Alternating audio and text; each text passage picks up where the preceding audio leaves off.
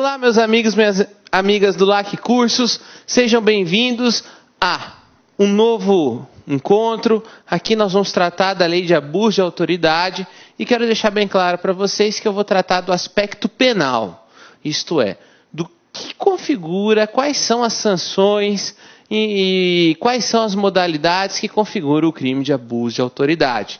Então a aula hoje é bacana, a aula hoje ela é voltada realmente para que você acerte as suas questões, para que você tenha um excelente desempenho nas provas de primeira etapa. E também, caso vocês venham fazer alguma segunda etapa sobre o tema, vocês vão matar facilmente. Aqui, percebam que a lei de abuso de autoridade, ela é do ano de 65. Ela é meio assim interessante porque é uma lei que trata sobre abusos de autoridade, né? Aí você fala, tá, professor, qual que é então o objeto da lei? O objeto da lei vem aqui regular o direito de representação e o processo de responsabilidade administrativa, civil, penal, nos casos de abuso de autoridade. Primeiro aspecto. A lei aqui foi feita na época da ditadura. Ditadura é quem mesmo? São os militares que estavam no poder.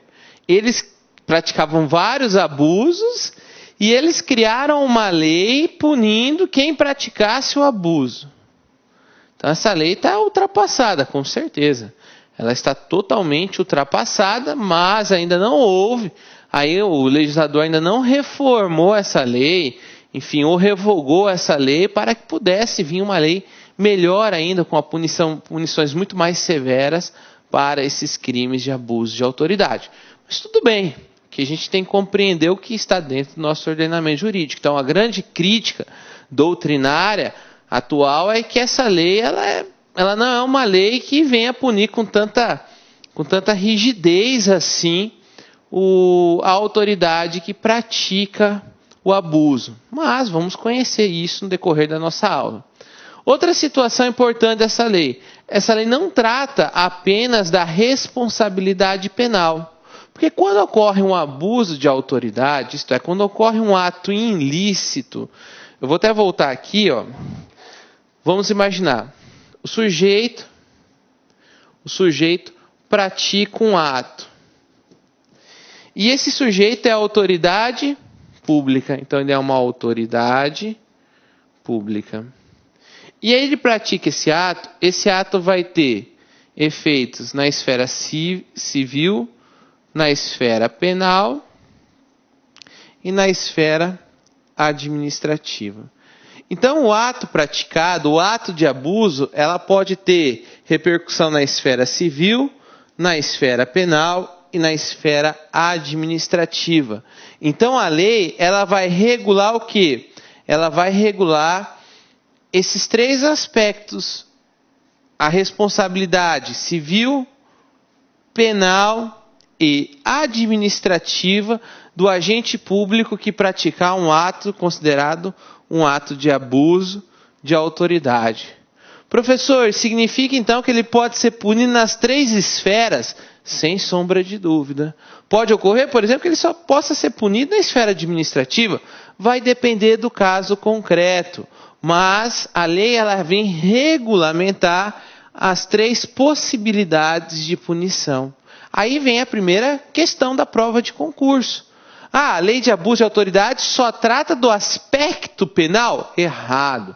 Também trata do aspecto civil e do aspecto do direito administrativo. Ok?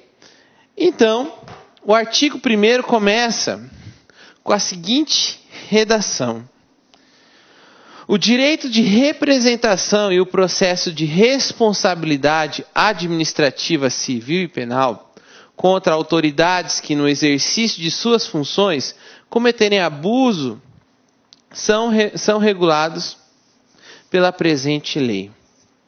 Quando você se depara com esse artigo 1º, você percebe que fala assim, do direito de representação. Aí você pensa assim, bem, professor, O direito de representação significa o quê? Qual seria, então, esse conceito do direito de representação? Porque vocês aprenderam com o professor Marciano, que a ação penal, ela pode ser pública ou ela pode ser privada, certo? E a ação penal pública, ela pode ser pública incondicionada ou pública condicionada à representação. Aí quando você fala assim, que existe um direito de representação para iniciar a apuração da responsabilidade por abuso de autoridade, dá a sensação de que os crimes de abuso de autoridade são de ação penal pública condicionada à representação. Professor, como assim ação penal pública condicionada à representação? Significa que... Por que ação penal pública? Porque o Ministério Público é quem cuida da ação penal. Então aí o Ministério Público, para poder agir, precisaria de uma representação da vítima. Isto é, de uma autorização da vítima. Logo, para que pudesse o agente ser punido, deveria haver uma autorização que se dá o nome de representação da vítima. Quando você lê o artigo 1º, dá essa sensação. Mas não. Aqui é a primeira pegadinha de prova. Apesar dessa pequena confusão que pode gerar a leitura do artigo 1º, a doutrina já deixou claro, e enfim, até a própria leitura sistemática da lei, que os crimes de abuso de autoridade são crimes de ação penal pública incondicionada e não condicionada à representação. Por quê? Porque o artigo 1º fala o direito de representação. Mas, professor, então o que vem a ser esse direito de representação? Na verdade, é quando você vai pedir um esclarecimento para a autoridade pública. Você quer que a autoridade pública esclareça sobre determinados fatos. É o chamado direito de petição. É o direito de petição que o cidadão tem perante a autoridade pública para poder o quê? Para poder pedir informações, para poder pedir esclarecimentos. E quem garante isso é a Constituição Federal. A Constituição Federal, no seu artigo 5º, inciso 34, a linha A diz: são assegurados, independente do pagamento de taxas, o quê? O direito de petição aos poderes públicos em defesa dos direitos ou contra ilegalidade ou abuso de poder. Isso significa que se você foi vítima de um abuso de autoridade e se o Ministério Público ou ninguém teve conhecimento do assunto, você pode muito bem se dirigir ao judiciário e falar assim: olha, excelência, está acontecendo essa situação. O direito de representação, na verdade, é um direito de petição para que você possa manifestar, para que você possa dizer que houve ali uma ilegalidade ou um abuso de poder praticado por autoridade pública. Fala assim, tá, professor, então qual é a conclusão? Que quando se fala de direito de representação, nós estamos falando de uma petição dirigida aos poderes públicos, relatando sobre abusos de poder feitas pelas autoridades daquele órgão. Então, vamos imaginar o seguinte: você foi vítima de um abuso de autoridade de um policial militar. Você pode muito bem peticionar a corregedoria da Polícia Militar para que a corregedoria tome as devidas providências. Ou você pode peticionar para que o juiz ou o promotor, ou o juiz vai mandar para o promotor verificar isso, para verificar se houve ou não houve crime de abuso de autoridade. Então, o direito de petição é o direito de você se manifestar perante aos órgãos públicos. Logo, para fins do direito penal, quando existe uma petição falando, olha, eu fui vítima de um abuso de autoridade, essa petição tem caráter de notitia criminis, enfim, o latim eu não manjo muito. Uma vez eu recebi uma reclamação, o professor tem que aprender a falar latim. Não, está aqui para você, notitia criminis. Na verdade, o que? É uma notícia do crime. Você vai noticiar o crime, porque o crime é de ação penal pública incondicionada. Quando se trata de ação penal pública incondicionada, precisa o quê? Só da notícia do crime. Então, na verdade, esse direito de petição, você vai estar noticiando o crime para que o Poder Judiciário, através também do delegado, para apurar, o Ministério Público para ajuizar a ação, possa punir o responsável pelo abuso de autoridade. Tá, professor, nós estamos falando de abuso de autoridade. O que é a autoridade? Bem, o conceito de autoridade trazido pela lei, ele é amplo. A gente tem que pensar a autoridade no seu sentido amplo.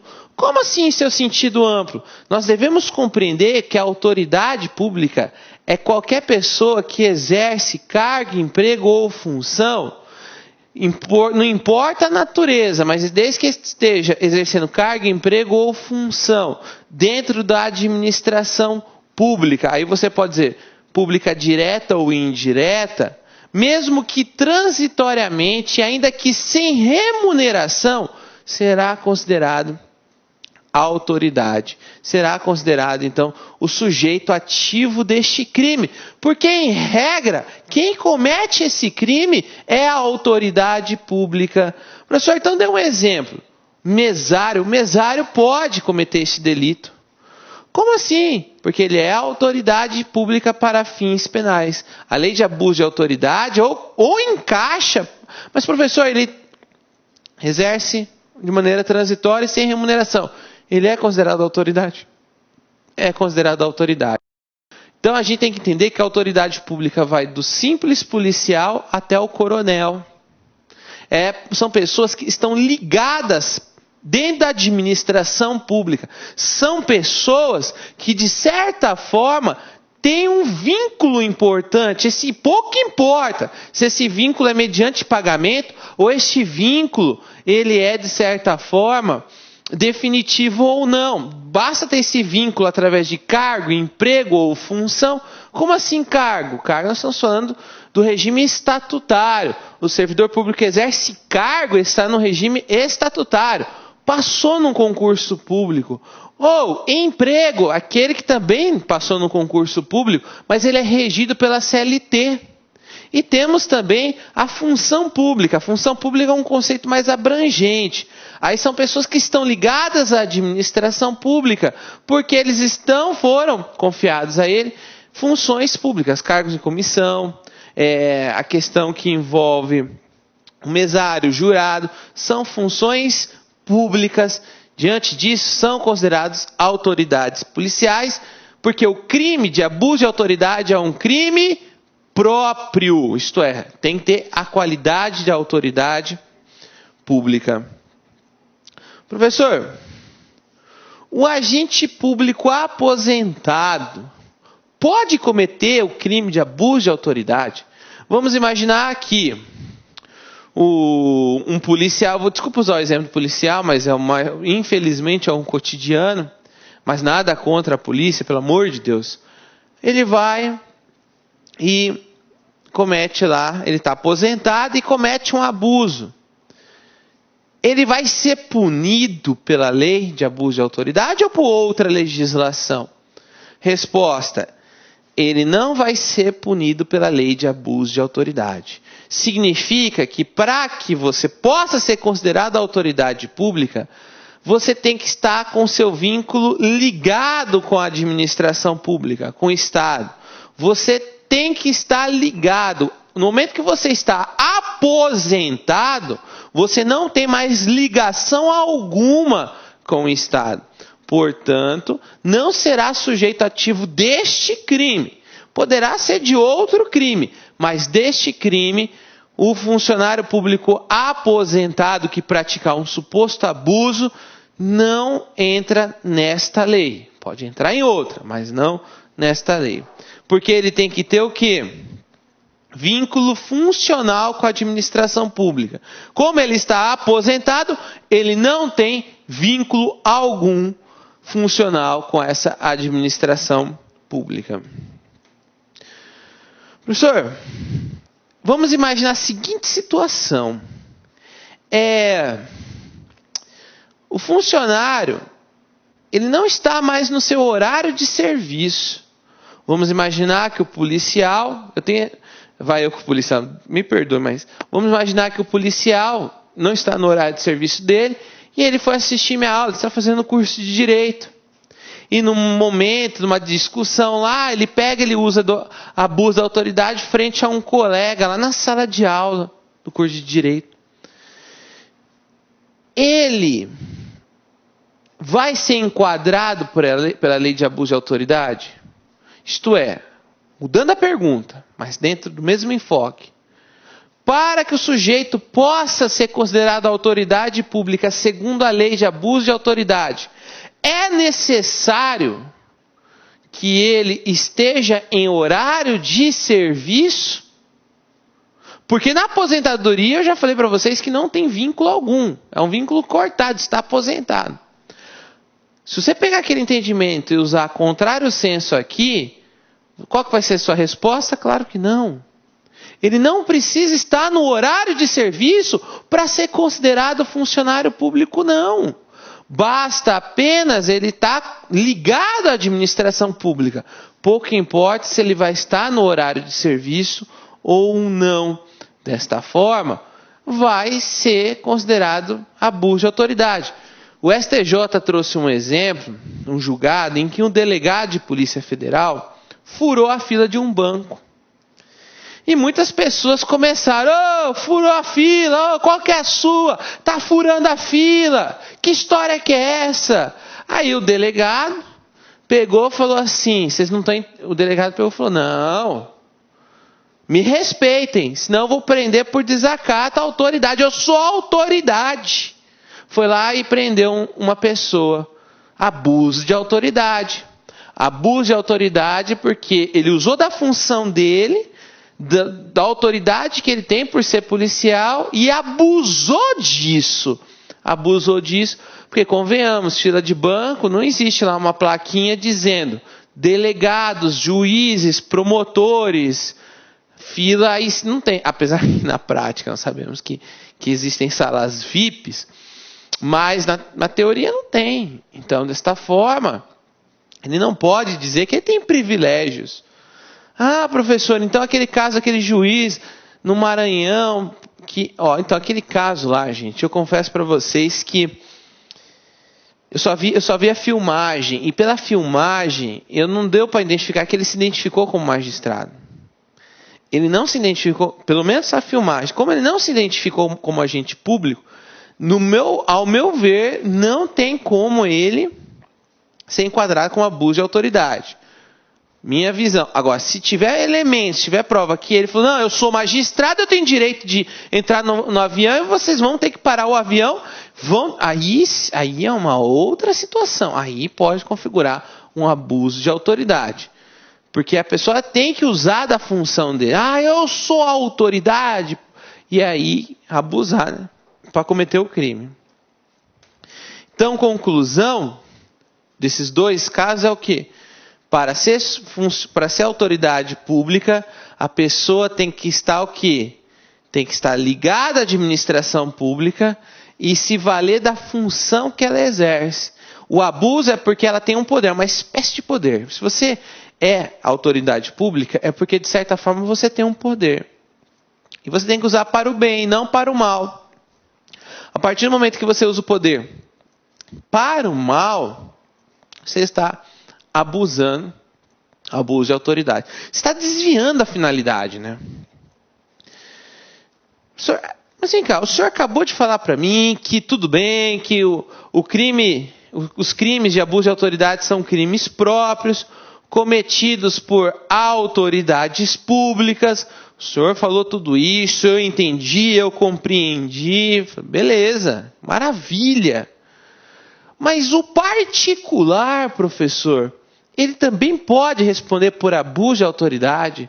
Vamos imaginar que eu estou na rua e falo assim para o cara, você está preso. Eu não sou autoridade pública alguma, professor. Mas eu prendi ele. E aí, não era caso de prisão, enfim, eu respondo por crime de abuso de autoridade. Olha, para que você possa responder por crime de abuso de autoridade, você particular, é necessário que esteja em concurso de pessoas. Como assim concurso de pessoas? É necessário, é fundamental que você esteja praticando o crime junto com uma autoridade pública. Então vamos imaginar a seguinte cena. Você está na rua, você começa a discutir e fala, eu vou lhe prender. Espera aí, eu vou chamar o meu amigo. Fulano, vem cá. Aí baixa a viatura lá. Pode levar. Aí o cara vai levar. Não, você mexeu com meu amigo tal, eu sou policial, eu mando isso e aquilo. Vou contar um exemplo de abuso de autoridade já presenciado por uma pessoa que eu conheço. Ele estava embriagado, essa pessoa, e nisso, ele embriagado, e o cara vinha na contramão e acertou o veículo dele. E o cara desceu bravo já falando assim, qual é a sua, tal, pá, e ele estava errado, cara. O cara estava errado. E de repente ele quis crescer. Você tem que pagar uma conserto e tal. E o cara estava meio embriagado. Mas falou, mas não fui eu que estava. Eu estou embriagado. Mas você estava na contramão. Sabe o que você está falando? Você está falando com o policial. Você está falando com o policial do CFO. Que é isso tal. E de repente surgiram lá, naquele local, surgiram 10 viaturas da polícia. E a confusão foi armada, começaram a dar de dedo nele, que ele estava errado, que ele estava aquilo. Aí ligaram para mim, eu fui verificar. Eu falei, tá, cadê o rapaz? Se ele bateu, cadê? E aí quando eu fui verificar, não tinha a ocorrência da batida. Só tinha a ocorrência do quê? Só tinha a ocorrência do desacato.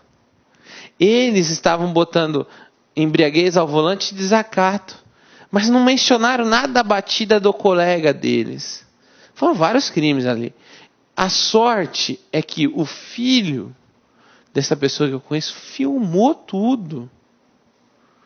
E com a filmagem, eu mostrei para ele, eu falei, doutor, não está errado aqui a filmagem. E aí a filmagem, enfim, a coisa morreu. Morreu por quê? Porque não, depois eu só fiquei na parte do flagrante. Depois eu falei, contrata o advogado vai tomar as atitudes cabíveis para você. Eu só cuidei da parte do flagrante, quebrar o flagrante, né? Que na verdade nem existiu, vamos dizer assim, enfim. Mas o que eu quero deixar com esse exemplo o quê? Deixar com esse exemplo que vamos imaginar que quem bateu o carro não fosse uma pessoa do CFO, mas sim fosse um particular e chamasse os amigos, fosse um filho de um policial e chamasse todo mundo. Nessa situação, o filho, os policiais envolvidos, responderiam pelo crime de abuso de autoridade. Professor, a autoridade militar, quando ele pratica o abuso de autoridade, existe alguma lei específica do Código Penal Militar? Porque olha só, crime de estupro. Quem assistiu a minha aula de crime de estupro, eu falei para vocês. Se um militar estuprar outro militar, Código Penal Militar. Estupro do Código Penal Militar. Tá, e se o abuso de autoridade for de um militar? E aí, no caso, vai aplicar a lei de abuso de autoridade. Porque não tem no Código Penal Militar uma legislação parecida com a lei de abuso de autoridade. Interessante, né? É onde tem o maior número de abusos, não tem lá no Código Penal Militar, mas existe na lei a punição para essa autoridade pública militar que, de certa forma, abusar. Em regra, cabe à justiça comum julgar e processar o militar que comete o crime de abuso de autoridade, ainda que seja praticado em serviço. Então, em regra, é a justiça militar. Ok? Outra situação também é a outra súmula 90 do STJ. Compete também à justiça. Compete à justiça estadual militar processar e julgar policial militar pela prática de crime militar e é comum pela prática do comum simultâneo àquele. Isto é, se um militar praticar um crime específico juntamente com um crime de abuso de autoridade, ele responde pela lei de abuso de autoridade, justiça estadual, e aquele crime específico do Código Penal Militar pelo Código Penal Militar. Ok? O próximo. Professor, espera aí. Então vamos entrar na competência para o processo de julgamento de abuso de autoridade. Por que isso é importante? Porque isso aqui cai muito em prova. Quem será competente para julgar? Será a Justiça Federal? Será a Justiça Militar? Será a Justiça do Trabalho? Sim. Enfim, quem que julga? Gente, aí as provas de concurso público sempre batem nesse aspecto. Que aspecto? Ele chega lá e fala assim, olha, se por acaso a autoridade for um servidor federal, estadual, se for federal, então vai ser Justiça Federal que vai julgar, ou se for estadual, será a Justiça Estadual? O STJ entende o seguinte, o STJ entende que a natureza, o vínculo que o servidor está ligado, não quer dizer necessariamente será da competência daquele, ou melhorando. Não é porque o servidor é da natureza federal, da Justiça Federal, que necessariamente será a Justiça Federal que irá julgar. E vice-versa. Aqui a gente tem que entender se o crime praticado de abuso de autoridade ofender bens, serviços e interesses da União. Porque se for comprovado que o crime de abuso de autoridade acabou ferindo bens, interesses ou serviços da União, aí será a Justiça Federal. Se por acaso, mesmo que for um servidor federal, praticou um abuso de autoridade, mas não ofendeu bens, direitos ou interesses da União, será a Justiça Estadual. Vamos pegar um exemplo. Vamos imaginar que esse servidor federal dá uma carteirada na porta de um cinema. Nessa situação não há de se falar interesse da União. Agora vamos imaginar que esse servidor federal, um delegado da Polícia Federal, vai de repente, dentro do inquérito, ele começa a abusar da autoridade na condução do inquérito e tudo mais. Aí nessa situação, Justiça Federal. Tudo vai depender do caso concreto. Então não é um efeito automático. É federal, Justiça Federal. Não, é estadual, Justiça Estadual. Não. Tem que ver se há ou não há interesse da União. Professor, crime de abuso de autoridade e crime de violência arbitrária. Pois é, existe aqui uma grande polêmica. O artigo 322 do Código Penal, segundo a grande parte da doutrina, entende que este crime estaria revogado tacitamente pela lei de abuso de autoridade. Porque o funcionário público que for praticar violência arbitrária em razão do cargo que exerce, é a mesma coisa que abuso de autoridade. Só que o STJ vem entendendo que o crime de violência arbitrária não foi revogado pelo crime de abuso de autoridade. Então, os dois crimes ainda existem. Existe a violência arbitrária e existe o abuso de autoridade. Tá, professor, qual é a diferença dos dois? Que no crime de abuso de autoridade, o sujeito ele vai o quê? Ele vai usar o quê? Ele vai aplicar uma medida que ele abusa dessa medida. Ele usa desnecessariamente a força dessa medida. Então aquela história, eu sou um policial, tenho um pretexto, eu posso agir. Ele vai agir, aí ele extrapola na hora de agir. Aqui não. Aqui no artigo 322, ele não poderia agir. É a situação que ele não poderia agir. E aí, o que ele faz? Ele usa da força física.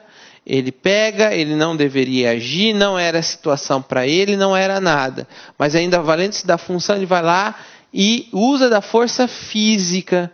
Percebe que é muito semelhante. Não sei porque o STJ acha que são diferentes. Eu acho que é tudo igual.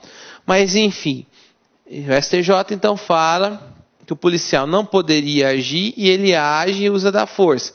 Violência arbitrária. Abuso de autoridade. O policial deveria agir, agiu e abusa, extrapola do seu poder. Isso é o crime de abuso de autoridade. Professor, então vamos conhecer as formas de abuso de autoridade. Então, como que se dá o crime de abuso de autoridade? Bem, nós temos o artigo 3º que fala, então, que são condutas que vêm a ferir os direitos fundamentais. Fala, então, que existem certos direitos fundamentais que devem ser resguardados e que, se a autoridade pública ferir algum desses direitos fundamentais, vai estar agindo em abuso de autoridade. Então, ela descreve vários direitos que podem sofrer o abuso de autoridade. Inclusive, o artigo 3º começa com a redação: constitui abuso de autoridade qualquer atentado. Como assim qualquer atentado?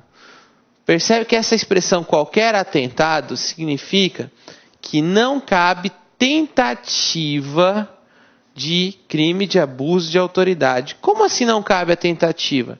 Significa que o artigo 3º, ele pune, olha, preste atenção que isso é muito importante. O artigo 3º, ele pune como crime de abuso de autoridade a autoridade que tenta ou consuma o abuso. Quem tentar ou consumar o abuso está cometido o crime. É o chamado crime de atentado. O que é o crime de atentado? Você tentou, já está consumado o delito. Não precisa efetivamente chegar à consumação. Tentou, pune-se com a pena do consumado. Então, percebam que a redação deixa bem claro. É atentar. Atentou, já está consumado o delito. Tá, e o artigo 3º traz o quê? Eu peguei esse quadro da internet. Qualquer atentado que contra a liberdade de locomoção, inviolabilidade de domicílio, sigilo de correspondência, liberdade da consciência e de crença. E aí traz aí uma sequência de direitos fundamentais que, se forem, olha só, que se forem esses atos forem consumados ou tentados, vai incidir este crime. Tá, professor, o que mais que o senhor pode falar? Vamos tratar dos principais. O primeiro é a liberdade de locomoção. Pensem só. Nós temos o direito de ir e vir, o direito garantido pela própria Constituição federal. É o direito de ir e vir. A prisão é medida excepcional. Você ser restringido na sua locomoção é uma medida excepcionalíssima. Ela não é regra, ela é exceção. Então, de certa forma, quando você fere a locomoção, você está agindo em abuso de autoridade. Quero chamar mais um detalhe para vocês importante. O artigo 4º da Lei de Abuso de Autoridade, ela trata especificamente com o tema prisões. Apesar de também lidar com liberdade de locomoção, mas o artigo 4º deixou só para as prisões. Aqui, na verdade, a autoridade pública que não permite a pessoa sair do local, não permite a pessoa, enfim, ter uma liberdade de poder ir e vir. Ok? Inviolabilidade de domicílio. Aqui, a Constituição garante o quê? Que ninguém poderá... que a casa é um asilo inviolável do indivíduo. Isto é, ninguém pode adentrar a sua casa. Somente no caso de flagrante delito, desastre, prestar socorro, enfim, com autorização. Então, de certa forma, só pode... Agora, quando que pode entrar na sua casa sem a necessidade de autorização? no caso de flagrante delito, quando estiver ocorrendo um crime dentro da sua residência, pouco importa se é dia ou de noite, não precisa de ordem judicial, independentemente da sua autorização. Quando é para prestar socorro, no caso de desastre, ou por força de mandato judicial somente no dia. Aqui eu quero chamar dois pontos interessantes nesse último caso. Primeiro ponto, dia das 6 às 18 horas. Entendimento jurisprudencial é este, das 6 horas da manhã até às 18 horas. Você, com uma ordem judicial, você pode adentrar a residência da pessoa. Outro ponto importante, você está com um mandato de busca e apreensão. Iniciou-se às 17 horas. Pode estender durante a madrugada, não tem problema algum. O importante é iniciar, o importante é você adentrar a casa, esse domicílio, no período de dia, no período diurno. Tem que ser entre as 6 da manhã e as 6 da tarde. Não é que você tem que concluir a ordem judicial durante o dia. Não, você tem que adentrar. E aí, professor, e o conceito de casa, domicílio, vem aonde? Vem previsto no artigo 150, parágrafo 4º do Código Penal, que considera qualquer compartimento habitado, podendo ser até trailer, tá? Aposentado, ocupado ou de ocupação coletiva, que nem um quarto de hotel, e compartimento não aberto ao público, que nem consultório médico, escritórios. E você vê que o conceito de casa, domicílio, ele é extenso pelo Código Penal. Já sei, professor. Taxista, então, o taxista vive o tempo inteiro, o local de trabalho dele é considerado casa? A doutrina fala que não. A doutrina, ela tem enxergado que o seu carro não é extensão do seu domicílio. Somente no caso das boleia de caminhão, né? Onde o caminhoneiro dorme. Ali você pode entender como casa. Mas o seu carro, o seu simples carro, não pode ser considerado extensão da sua casa. Perfeito? Sigilo de correspondência. Se você atentar contra o sigilo de correspondência, você está praticando crime de abuso de autoridade. Isso significa que nenhuma autoridade pública, em regra, pode abrir a sua correspondência sem a sua ordem, porque você tem esse sigilo. Acontece que, no estado de sítio, você pode restringir esse direito. Ou, no caso de apreensão de documentos mediante ordem judicial. Ou na chamada quebra de sigilo de correspondência do preso. No caso do preso, nós sabemos que ele está lá cumprindo tudo, então ele pode ser submetido à quebra do sigilo da correspondência. Professor, beleza, tranquilo. Vamos imaginar que o Beiramar está lá preso. Fernandinho Beiramar está preso. E ele começa a se corresponder. Professor, quem dá a ordem para que possa haver a quebra do sigilo de correspondência dos presos? O diretor do preso ou o juiz? O STF entendeu que pode sim a administração penitenciária, isto é, o seu diretor, determinar a quebra do sigilo de correspondência, desde que excepcionalmente. Por que isso? Vamos lá. Pensa só, a correspondência está acontecendo, está ocorrendo. Se você for pedir uma autorização para o juiz, isso pode demorar dias ou até mês, ou meses, dependendo da morosidade judicial. Mas o negócio tem que ser impedido naquele momento, porque quem sabe pode até virar um motim, uma questão de ordem pública, razões de ordem pública aí que são rápidas de serem decididas. Então o STF entendeu. Ah, professor, mas o diretor do presídio não comprovou essa excepcionalidade. Então ele incorre em abuso de autoridade. Aqui ele tem que demonstrar essa excepcionalidade. O mais comum, você praticar o abuso, isto é, você agredir a incolumidade física do indivíduo. Aqui, de certa forma, a autoridade pratica uma violência, ele está no uso da sua função, vai lá e pratica da violência. Professor, vamos imaginar o seguinte, durante a prisão, o sujeito ele foi agredido. E aí, nessa situação, ele pode responder sim pelo crime de abuso de autoridade, mas o crime de lesão corporal sim, sem nenhum problema. Porque uma coisa é ele ser a autoridade e abusar, outra coisa é ele provocar a lesão. Então, a gente tem que entender que o crime de abuso de autoridade sempre vai ser punido na sua forma autônoma. Isto é, não é que um crime vai absorver o crime de abuso de autoridade, não, ele vai ser punido de maneira independente. Ok?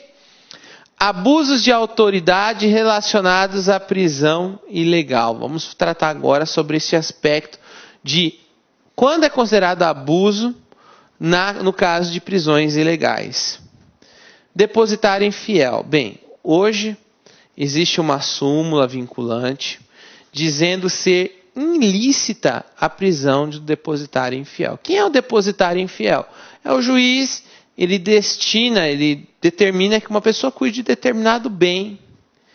E aí ele some com este bem, então não pode aí mandar prender o depositário infiel. Deixando bem claro que a única dívida civil permitida hoje é a da pensão alimentícia. A inadimplência de pensão alimentícia, aí é permitido. No caso do depositário infiel, se o juiz mandar prender, ele está agindo com abuso de autoridade. Porque não pode, a lei não permite. Prisão militar.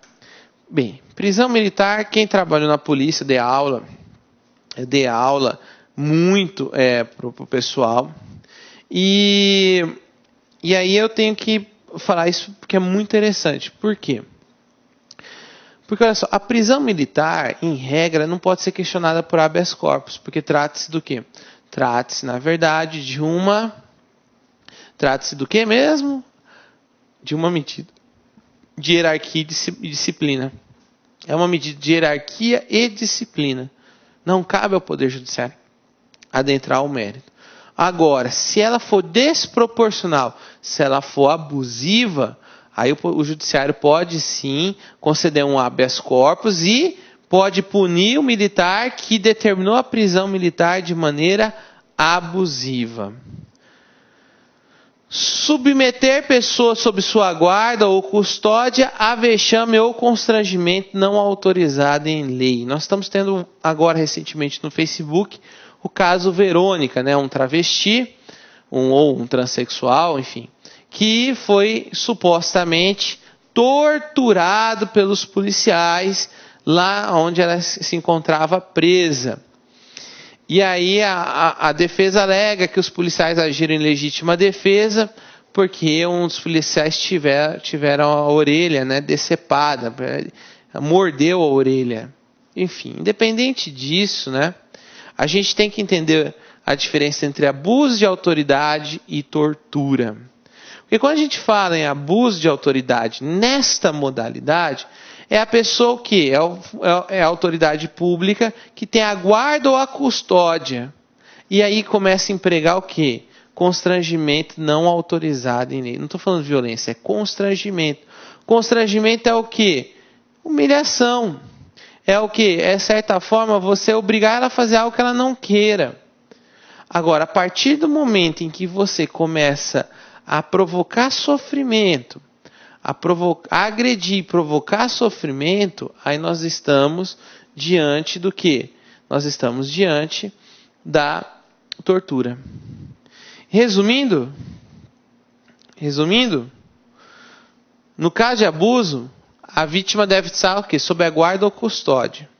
Então vamos imaginar o seguinte: abuso de autoridade, vai lá o preso ou o paciente em um hospital e o sujeito vai lá e começa a abusar disso. No abuso não há violência física, sofrimento físico ou mental nesse tipo de modalidade. Só um constrangimento. Ah, fique nu. Vai, começa a andar. Agora, a agressão é tortura. Ok? Outro ponto importante, o uso de algemas. Professor, usar algemas é ou não é considerado abuso de autoridade? Gente, o uso de algemas, segundo o artigo 11, a súmula vinculante 11, só não será considerado aí abuso de autoridade se for usada sob caráter excepcional. Isto é, tem que se comprovar a necessidade do uso de algemas. Eu critico muito essa súmula vinculante 11, porque você não vai olhar para o cara que você está efetuando a prisão e falar, nossa, ele tem cara de bonzinho, ele não vai me agredir. Nossa, ele não... Você não tem como você aferir isso. Aqui no Mato Grosso eu sempre conto isso para meus alunos. Um cara chegou, os policiais atenderam uma ocorrência, isso no interior de Mato Grosso, e o cara estava lá embriagado, já tinha brigado com um monte de gente, toda aquela situação, enfim. Aí eles levaram o sujeito e não algemaram o sujeito. O sujeito pegou, num momento de descuido do policial, ele foi, sacou a arma do policial e matou os 2 policiais que estavam efetuando a prisão dele. Aí eu lhe pergunto, se ele estivesse algemado, ele iria fazer isso? Não iria fazer isso. Aí eu vou dar uma de Marcelo Rezende. Aí eu lhe pergunto, né? Então, essa é a situação. A algema eu vejo como uma sensação de prevenção. É duro quando você usa a algema para humilhar. Aí não, aí eu entendo que é abuso de autoridade. Você algemar a pessoa que não oferece risco algum. Existem trocentos policiais, ela já foi revistada. Aí é uma outra situação, né?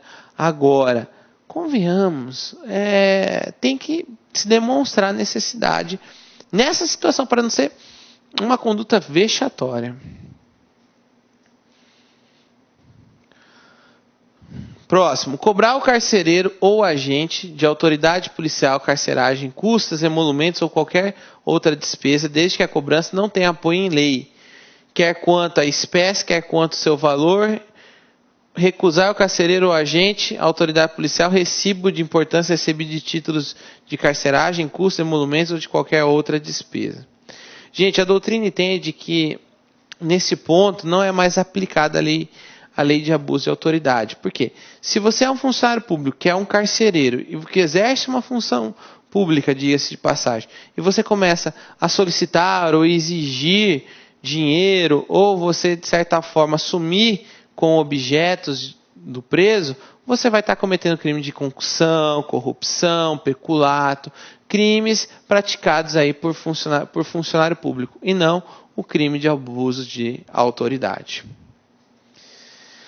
Ato lesivo contra da honra ou patrimônio de pessoa natural ou jurídica, quando praticado com abuso ou desvio do poder ou sem a competência legal. Então aqui é o funcionário público que com o ato dele, com o abuso dele, vai ferir a honra ou patrimônio.